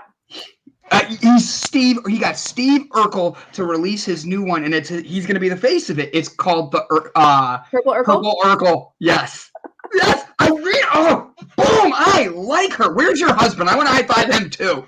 I think he went to work. Bastard. So, Brandon, did you come up with a marijuana name for you? Because I came up with me yesterday while landscaping. I thought of one. We were trying to come up if we could have a marijuana name, what it would be. Because like Snoop's new one, or another one he has is Snoop Double OG, and I thought that was hilarious because of him, and it makes sense because dog is spelled that same way. We've asked her like 4 questions and then never answered any of them. Like I'm just gonna sit back and like mute myself today because it's been one of those mornings. So Irene. Yes. Do you have a strain of marijuana that you would want named after you, or that you would want to name it? Because Gavin's about to give you his name, and this is what he would be if he can get a strain named after him. Okay. I have to think about this because I'm an introvert, so I come up with an awesome answer like next Tuesday. Cool. It's a week after our interview then. Yeah. There you go. I'll have it for the 21st. Yes, the 21st. You can tell me. Yeah. So I was thinking my initials are GK, so I would call it OG double K. I like that. There we go. Punny things are really good. I like that. I'm playing with it. I'm picturing. I don't like the double K because you're white. You're like one step away from being racist. Well, I'm Mexican, dick. That's true. Yeah, that's true. Yeah. Never mind. Yeah. Okay, I got it. So, okay. That was quick. All right. So if I was going to name a strain of weed, I'd probably name it after the band because shameless self-promotion. I'd call it Siren Scream, and it would be a sativa. I love it. Absolutely love it. Yes. So now we have to get you guys to meet Snoop Dogg. Yes. Or we work together and start growing one and figure out how to get it out there to people. Like the Silent Scream. I just picture the logo for it being like a black metal logo. You can't really tell what it is, but it's just awesome. Yeah, it just looks like all the spider webs and whatnot. So tell us more about your band, because I have a feeling your band is going to be something I'm going to enjoy as well. I don't have a feeling, I kind of know already. Thank you. We are a folk metal band, and my favorite, I have to explain that sometimes. You guys are music people, so you know. But my favorite question I get is like, so folk metal, is that like Bob Dylan with distorted guitars? And I'm like, no. It's not at all what I thought. That's not. A lot of people don't know because it's, more of a European genre, and it's getting really, really popular in Canada. But I have to explain it. And so sometimes I get some really interesting guesses as to what that is. But we don't want to copy the European bands. So we have a very layered sound, and it's very unique. And I think we try to capture because we live in the Northwest, there's a lot of rain and mountains. And so we kind of capture like the topography and the climate in our music. And a lot of what we write about are ghost stories, myths, and legends. Because I think like love songs, I think they're boring, honestly. Like I don't write about sex. I don't write about love. Like I want jealousy and betrayal and pirates and, fun stuff like that. I love that. I like that. Do you ever do things about Greek mythology? Because there's a god awful amounts of betrayal and adultery and bestiality as well in Greek mythology. I don't have any bestiality songs right now, and I don't know if I want to do that. But two things. On the next album that's coming out in September, there's a song called Pennies for the Ferryman, and that's about the river Styx. That's about when you die, the ferryman comes to greet you, and about not being afraid of death. I forgot the second thing, but yeah.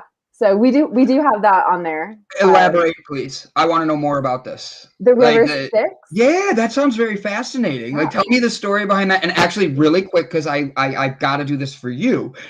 Death Metal Mama, do me a favor and send Brian Tracy on Facebook. This is how you spell it. You can send him a link, however you want to get in touch with him. If you can't, just put the link in here. I want to be able to plug your Bandcamp. I don't want to distract you. Go ahead. Tell me about this because I love this penny thing. I learned a penny trick the other day that somebody taught me about like being grateful. So I was like, right when you said it, I'm like, oh, we're going to connect these. So all yours, Irene. I'm all yours. So in Greek and Roman mythology, when you would die, they would place coins on your eyes so that you could pay the toll to go onto the ferry, so that you could make it to the other side. And that's what the song is about, like not being afraid to die, embracing death. And it's kind of, Monty Python, Bring Out Your Dead. Yeah. Well, I stole that. And so there's a line that I'm not going to scream it because it's too early to scream, but like, bring me your dad, bring me your dad. And then maybe it's not too early to scream, but yeah. So the line like, bring me your dad, that screamed, that's from Monty Python. I love that. But the rest of it was inspired by this Greek myth. And just, I just pictured this like beautiful woman in robes, just with a hand out, like, take my hand, don't worry about dying. And then you have, the coins and yeah. But it's one of the famous myths, the river Styx and going down to the underworld. And have you ever heard the musical Hades Town? No, but I'm gonna write that down. Yes. Oh, dude, you would love it. So it has a old what is it? An old railroad sound to the whole soundtrack, and it is all based off of the myth of Orpheus and Eurydice. Ooh.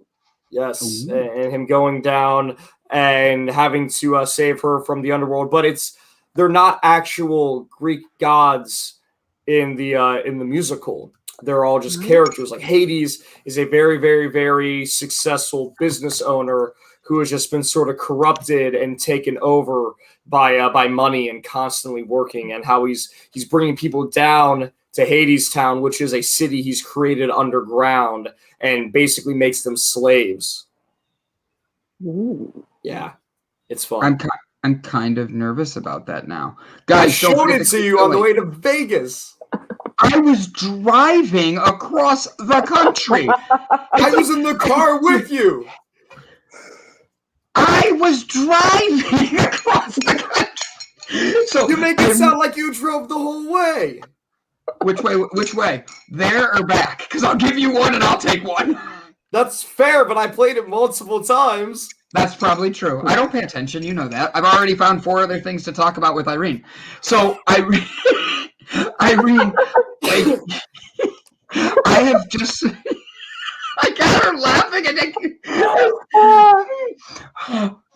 it's been a morning. I'll tell you, this weekend, like I woke up so early to get grounded and be ready. This poor dog knows that something's up. She's not like been herself since it happened, and I'm just like trying to be like as good as I can be right now. And like at the same point, I'm loving what you're saying on these things, because like you're talking about like a music that is just has its own twist, its own love, its own uniqueness to it. I was trying to bring you up, and apparently I'm the only one that can see that screen. So hold on one second.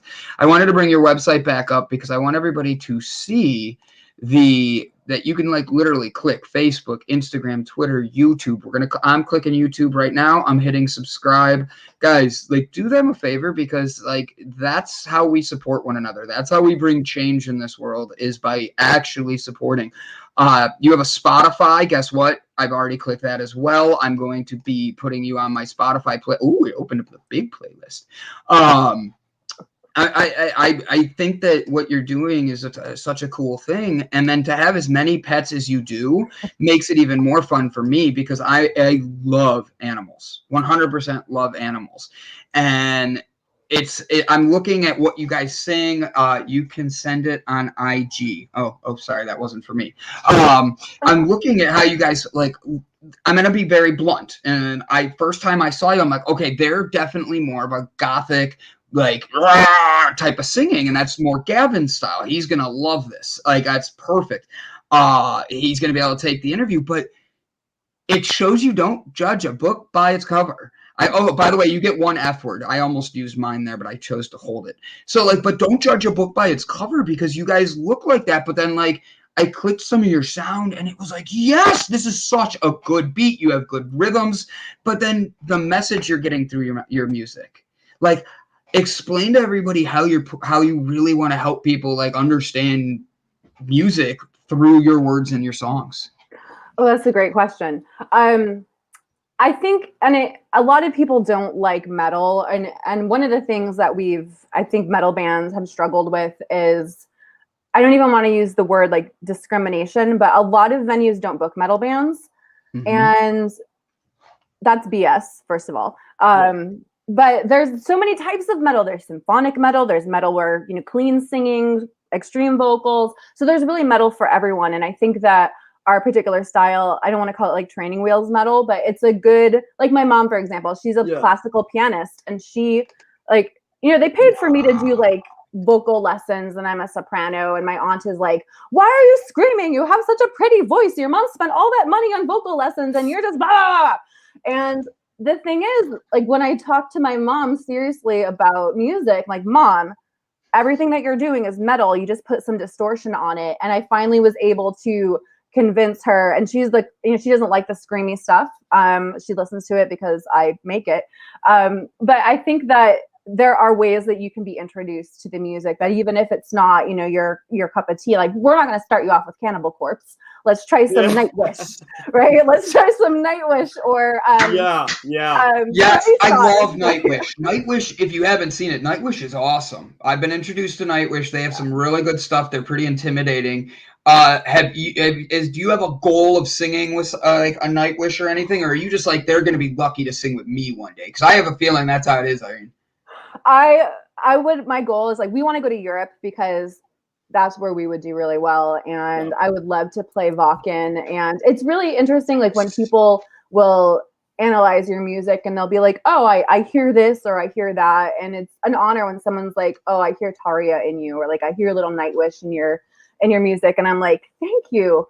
That is a compliment. That is a very super good compliment. compliment. I love that. I want to go to Wacken. That's my goal. Like, let's go to Europe and do that. That's really the thing with being a metal band here in the States, is that it's not popular in the States. But if you go right across the pond there, you know, it's huge. It's their mainstream are all these different metal bands and subgenres of metal. I think it really is interesting that we're secluded, because I have a lot of friends who are very very big into pop and rap and whatever the newest hit is, but then I've shown them these bands and it's really resonated with them as well. So I don't even think that it's just a cultural personal thing. I think it really has to do with who is at the top right now with the money that is just putting it out there. You know, like what was it, like 20 years ago, you know, MTV, there was a lot of different metal and grunge and different forms of rock music that were on there that were mainstream. You had Fred Durst was extremely popular, mainstream person, which is really weird to think about, especially with nowadays standards here in the States. Do you think that that is going to switch over time now that we start seeing these newer artists like Youngblood or Billie Eilish starting to bring in, or MGK and Miley Cyrus as well, starting to bring in more alternative styles to popular music again?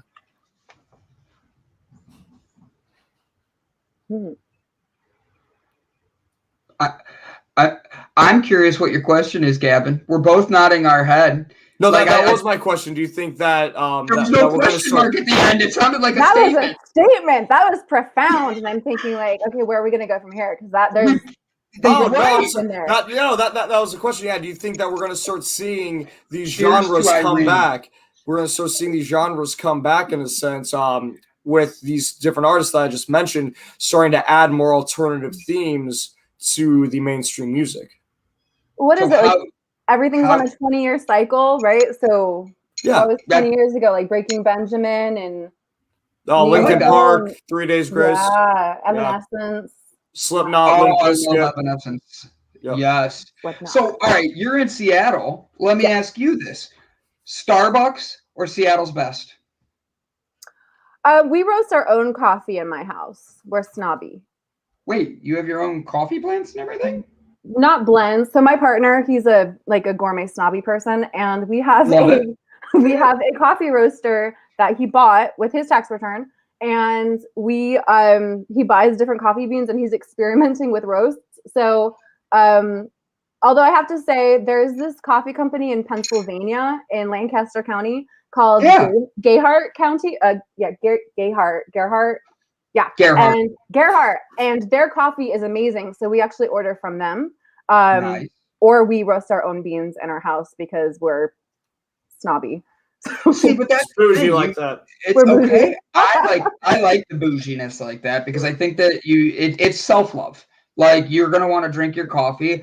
I don't like Folgers. So yeah, that'd be one of those things. It's self-love. And Starbucks, I worked there for too long. I understand exactly why people don't drink there. I see that Death Metal Mama. I did that on purpose. I see that Death Metal Mama. I'm seeing bluegrass influencers resurge in the music scene, both across metal and punk, actually. Folk punk is huge. And those musicians train hop. So they have fans all over North America. Have you noticed that being anything like bluegrass? I love bluegrass. I don't know what it is. I grew up hearing it. Have you ever heard of the David Crowder Band? Yeah. Yeah. So much. You have no idea. Like nobody knows that band. There is a folk metal band from Italy called Folk Metal Jacket. Okay. And they have a banjo in their band. So Death Metal Mama is my friend Nicole. And so hi Nicole, hi Jay. And Hi, Nicole. There's a big folk punk movement in Tacoma. And there are a lot of banjos and ukuleles in the music out here. And I think like Tacoma, we're having a metal resurgence, and Death Metal Mama mentioned earlier, we do have a dedicated metal venue now in Tacoma, and that is Colt Meadery, which is, they just play metal in there, and mead is, fermented honey. So it's like the Viking drink, right? And so it's really cool to have a dedicated metal venue that, like metal bands, you don't have to worry about not being booked because you will be booked because it's a dedicated venue. So I'd imagine you don't have to worry too much about ticket sales either, since it is that dedicated venue. You know that there is always going to be somewhat of a crowd there, which is really nice. We had a show the other night, and there were and everyone's super safe with COVID and everything, and no one's being, a jerk.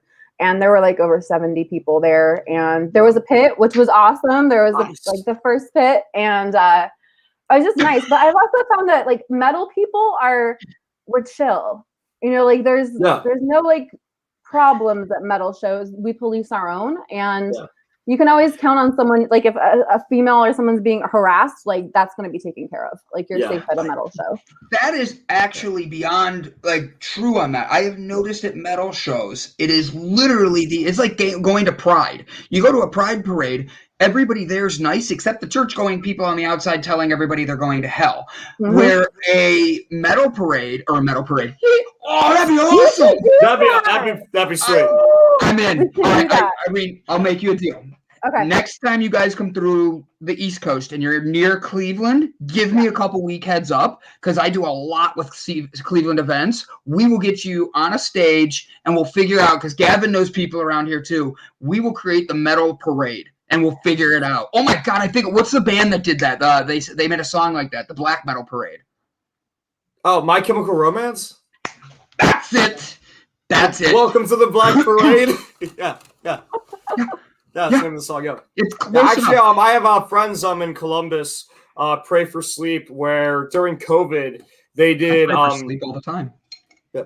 Pray for Sleep is the name of the band. They did a traveling shows a lot where they actually had a huge truck bed or a trailer or something, and they had all their instruments bolted on there, their amplifiers, and they drove around neighborhoods playing shows during COVID. I love that. Love that. Amazing. So what is the most metal thing you've seen though? Because like you said, if somebody's being picked on in the crowd, or somebody even is crowd surfing and they fall, you see all these people and protect a person as best they can, as fast as they can, always. I love mosh pits because I'm just a big enough guy that the big guys like to hit me and the little guys I can knock over. So it's just perfect. So a long time ago, I think it was 2003, I was living in Western New York State, and I was at a Papa Roach show, and this guy picked up this girl, I don't know if she was voluntarily crowd surfing or not, but dropped her on her head and she had a seizure. Oh my God. Papa Roach handled it so well. They stopped the show. There was a circle around the girl when the paramedics were called, and they played really soft ambient music, and he was just singing really softly, the ambulance is coming to take you away and you will be okay. And he held this space and for everyone. until the ambulance came and they were able to get this girl on the stretcher, and then they were able to start the show again. But that was, I think, the most amazing like carrying metal thing that I've seen that Papa Roach did. I mean, that's part of your responsibility as a frontman. When I was performing and doing shows, not only was I thinking about what am I going to be doing, what am I seeing right now, but it's a lot of watching. Because it is like you said, it is a family. It is people watching out for each other, but it's dangerous too. Doing the mosh pits and the wall of death and the crowd surfing, like people can get seriously hurt. So I know when I'm on stage, I always wanted to watch and make sure. I've seen on YouTube a handful of times where you have huge artists, Disturbed, Slipknot, Korn, where they stop an entire show because they see somebody getting thrown around too much, or they see somebody not getting picked up. And they're like, hey, this needs to stop now because you could potentially die if they just let that show go. Do you feel somewhat convicted? I don't do singing on stage. I don't even sing at karaoke. I will go up on stage and speak and have a lot of fun commenting with people and love to teach. But for me, if I'm up on stage and I see somebody fall like that, like they drop her and she hits her head, like you said, I literally think my first reaction would be to jump off stage, like, give her space. Like, you just don't think about it. Like, hey, help her. Like, but do you feel a certain connection that, like, if you catch something like that, you should do something just as a human? I do. And I can't remember the name of the band, but you can find the clips on YouTube. And I think it was a metal band, but they saw this girl being groped while she was crowd surfing. Yeah. And somebody grabbed her and he stopped the show and he's like, get the F out. He had the person escorted out. And I do think you have to pay attention. And I also think remember Lamb of God, when Randy Blythe, when he spent time in prison because a guy died on stage because he was being reckless, and they held the singer responsible. And the songs that he wrote in prison were really haunting and amazing. But I mean, anything can happen, right? You're not just there, you're performing, but you're also there is a responsibility to make sure that people feel safe and they're having a good time.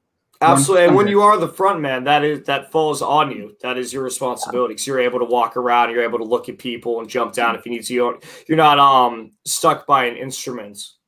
Yes.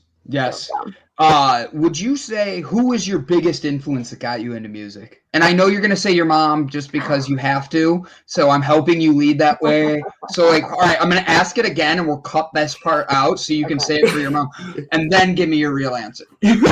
So who has been some of your greatest influencers in music that made you want to be the musician you are? So let's see. Definitely, I was how old am I? I'm 30 something. So there was Christina, Brittany, that type of thing. My sister, who's a couple years younger than me, was really into that. But then I remember hearing Cradle of Filth when I was 15. Ooh. And I was like, I like that. And that's how I learned to scream, because I was singing in church and I was, soprano and all of that. But then I remember early 2000s, I was up really late one night, 3 a.m. when MTV played videos. You had to be up at 3 a.m. to see their videos.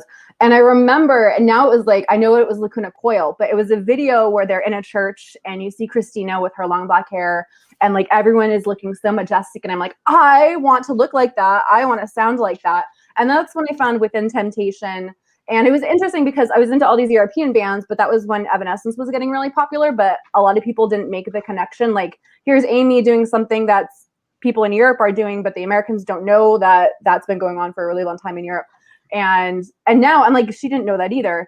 And now she's friends with Within Temptation and they tour together and, it's super interesting. But, if you were into symphonic metal or female fronted metal at the time in Europe, you were oh, okay. Yeah, this makes sense. So definitely a lot of those bands, and then Cradle of Filth. And then the first time I learned about folk metal, I was at a Cradle of Filth show and I walk in and I didn't know who else was on the bill. I walk in and there's this band and they're wearing leather armor and they've got face paint and there's an accordion and the guy is screaming and I'm like, what is this? And I called my mom because my mom plays the accordion and I'm like, Mom, there's this metal band with an accordion. I don't know what it is, but I'm going to find out. And that is how I discovered folk metal, and it was Teresa's. So what would you say is your favorite uncommon instruments in metal? Hurdy-gurdy. Oh! Oh, okay. Yep. Not a Because theremin. I'm on a ball chair. Yeah, the theremin's cool, but yeah, the hurdy-gurdy is really awesome. I want to meet your husband just because I think him and I would get along too. She just randomly is like a theremin for me. Oh my God. And then we have a name for our parade apparently. You ready? All right. Metal parade name. Metal maniac. Oh my God. Manic. Metal manic manergy. What is Menagerie. that? See, too many people are going to turn that into a menage a trois or like a menage a something. Personally, I think that's fine, but I think we need to have it on a Monday then just to keep all the M's going. So it could be all of that, the metal maniac, manic, menage a trois. And then we have it be 4 Mental Health Mondays. There we go. Like that. And then every like 5 or 10 years, we have a really big one. So it could be the mega metal manic magentois. That's a lot. Yeah, it's the biggest orgy that we talk about mental health in the world. That's the goal. We're going to go for the Guinness Book of World Records. Yep. Well, while listening to metal and playing harps, bagpipes, and accordions. Can you imagine telling your mom, "Oh, I'm a part of a Guinness Book of World Records." Oh, what'd you do? Oh, me and about like 10,000 other people, we did like this parade. Oh, that's awesome. It was a metal parade, and then we had, a menage a trois. But that's usually only 3 people. Yeah, we just wanted to keep the name simple.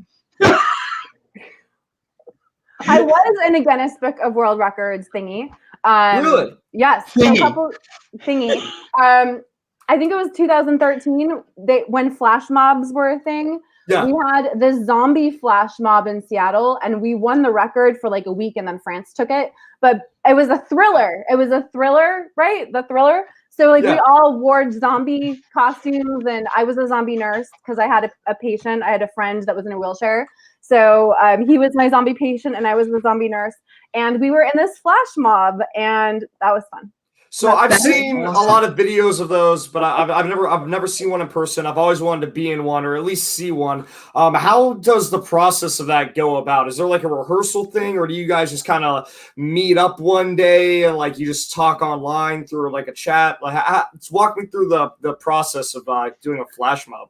So usually there are websites that recruit like casting calls, and sometimes it's on Craigslist. That makes it sound sketchy, but it's usually not. Yeah. And there are websites, and so they might post the choreography, so it's your responsibility to learn the dance.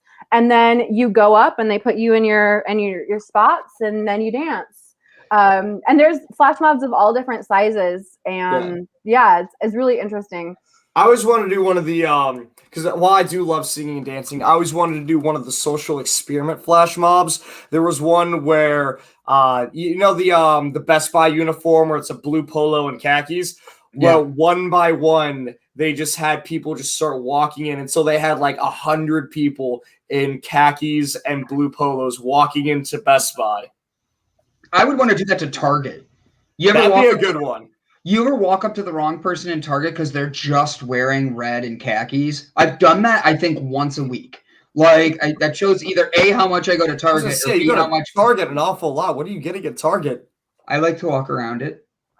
It's just a pretty store to walk around. It's better than the mall with the old people getting in front of me. Okay. It's the millennials version of mall walking. I'm making that up on the spot. That's the best part about this. So, Irene, we have about 12 minutes left in the show. Gavin and I both get one more question, and since you're an introvert, I'm giving you this ahead of time. We end every show by talking about how we want to leave our influence on the world. Not anything else, just like changing the world, how we're doing it. You'll see. Don't worry, I promise. Guys, don't forget to go hit the like, the subscribe, and the share button. If you don't hit the share, just do me a favor and do something nice for somebody today out of pure genuineness, but you still have to hit the subscribe and like button. Otherwise you're just an asshole. So Irene, for what? I was being nice. I said it in the nice way. I didn't even use my F word today. Fuck. But points. Irene's like, there it is. When you share, you care. I love that. Thank you, buddy. So Irene, have you always been on the West Coast, or have you like moved around or anything? So I've been here, I think, since 2006, but previous East Coast, I lived in Connecticut till I was 11, and then Western New York, and then I moved out here when I was 21. What do you like better, East or West? They don't compare. They really don't. I miss the full 4 seasons, and I miss the fall. You know, like I'm not a leafer, but I miss the full 4 seasons, and just that I'm a September baby, so like my year starts at my birthday, and September what? September 6th. Okay, just checking. If you had my ex-wife birthday, I was going to leave right now. Oh no. Queen of the Virgos. But you know she's the end of the month too, so you're good. You're safe. So you know that like scent where you just inhale and you know it's fall and it just settles into your lungs. Yes, I know exactly what you're talking about. A word, we need to create a word for that, but that's what I miss. Oh, what is it called? Because there is a word for that actually. Yep, we're just gonna sit here and wait for you guys. Just when the fall descends and you know it's in your lungs and you're just qualia. Like, wow, good job, Gavin. Qualia. He did get it. He did. Yeah, so qualia is the description of any sort of sensation, whether it is a sense or a touch or a smell. That's what a qualia is. Like, think of like the color orange. The way that you perceive it is theoretically different from how the three of us perceive it. We don't actually know if it is or is not the same way. However, the way you perceive it is the qualia. That's what it's like. If I was completely blind, you could describe to me orange every single way. I could study it for years, but unless I actually saw it, I would never be able to truly experience and understand it. So that's what you're talking about. Yes. Yeah. All right, Gavin. I asked her about moving around. You're up. Last question, then my question. And then wait, you ready for this? And then we're gonna let Brett do the final start the goodbyes, and he has to lead us off in such a good way. And then I'll go. We'll just go like this around. Okay. So me, Gavin, Irene, you're gonna be last, but you have to make sure you get all your buddies to subscribe, because I see this death metal mama here. We need to be getting these positive death metal people out there, and we cannot have the Pickled Penis Band play for our metal. For our metal parade that we're going to be hosting. Like, guys, I don't know who Shane is, but I want to see more of him too. I'm digging the blue hair, man. Dude, Shane, he's a friend. Yeah, he is a friend. He's a friend. He has had so many great comments. He's been cracking me up. I love it. Like, and then Brian Tracy jumped in there talking about like names of bands like the Bitten Penis and all that, and all of it started by the Branded Brandons.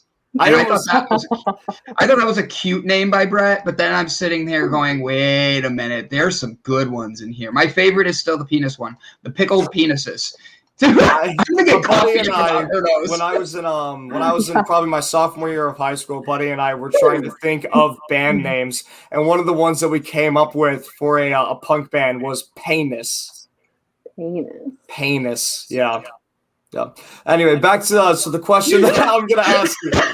I love her reaction is all I needed. I'm just sitting here like, it was a terrible bad name, but it made us laugh.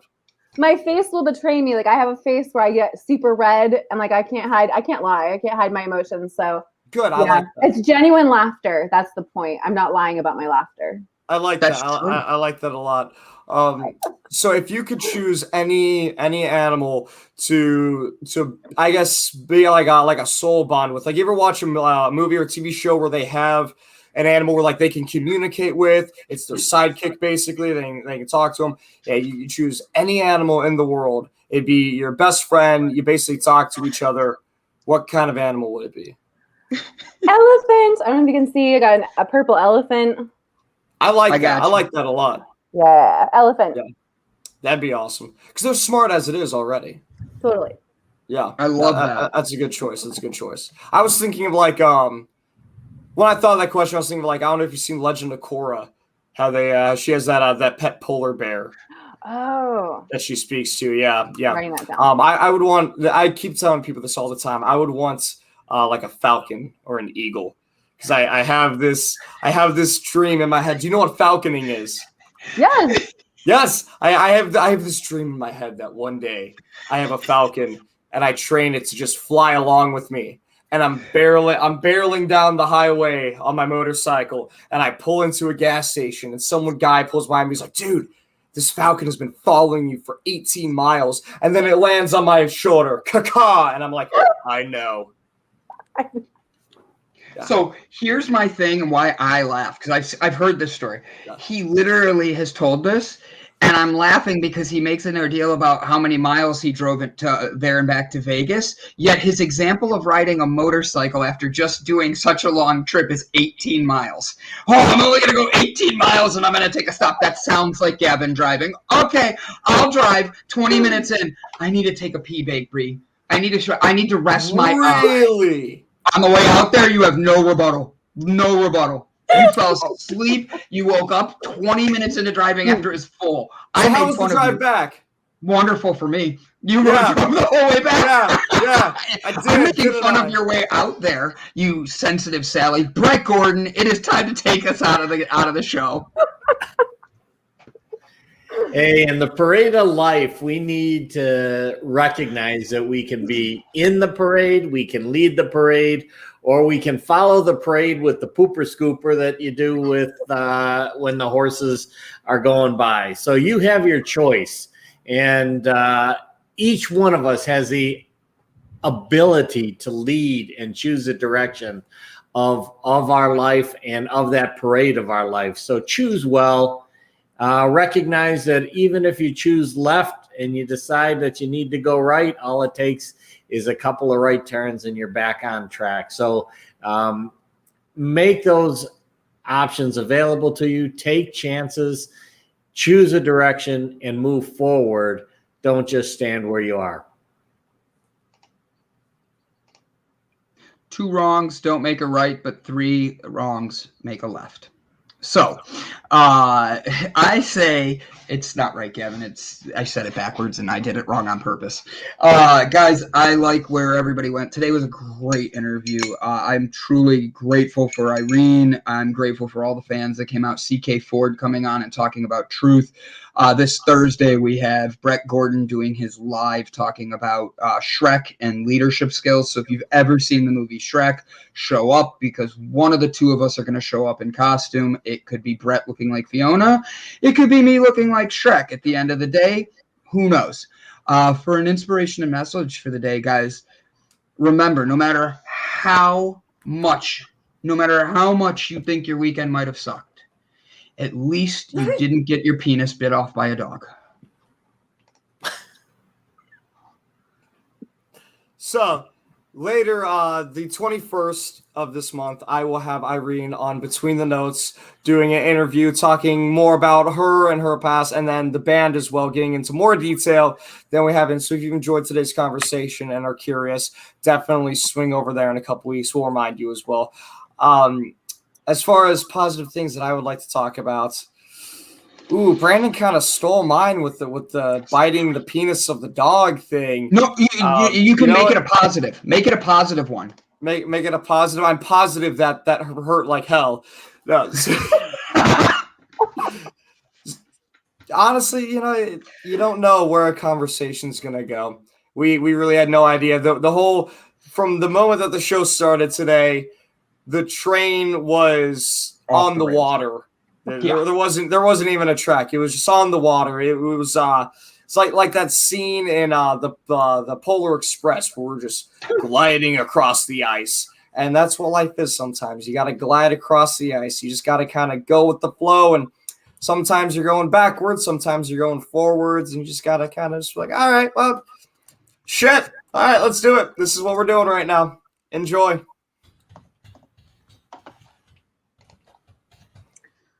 I'm reminded of this Irish blessing. As you slide down the banister of life, may all the splinters be pointed in the right direction. Ooh, I like that. Guys, do not forget, go give Miss Irene and her band a subscribe, a follow, a share, a like, and a love. Don't forget to give us some like and love. We had a great audience today. You guys were wonderful. You guys participated. We're sorry Brett's old, but at the end of the day, we're very grateful for everybody being here. I did that just because he looks so angry, and I can never tell if he's frozen when he's like that. When Brett gets into his stoic, tired mode, he's like, I'm like, did he freeze? Did he die? Do we need to send someone to Brett's house? You can't tell. Like, don't worry, Brett. I'm gaining on you faster than anyone, apparently. Like, Joe loves to tell everybody I'm a grandpa now. But how old do you think I am, Irene? Let's play that game. Oh, gosh. Like 38. God damn it, you got it right on. Yes! All right, how old am I? Well, Brian told me you were younger, so I think like 21, 23. Yeah. There you go. That's good. Intuition. Yeah. She gets a high five. You're going to start high-fiving people through the air all the time, through the digital waves now. That's how I do it. Watch, Brett, give me a bump. See, there we go. I had to give him a minute. It's not the lag, it's Brett. So, ladies and gentlemen, thank you all for tuning in today. Irene, I've already hit subscribe. Gavin, make sure to send her an email after this to connect with her more and talk to her about what we do with Delight and all that, because you two have a million things in common, and the 21st is going to be awesome. Yeah. Guys, I love it. I thank you guys for all being here today. Do us a favor, like, subscribe. Go give Irene a hug. Tell her how amazing she is and spread positivity this week. All right, guys. Happy Monday. Have a good one.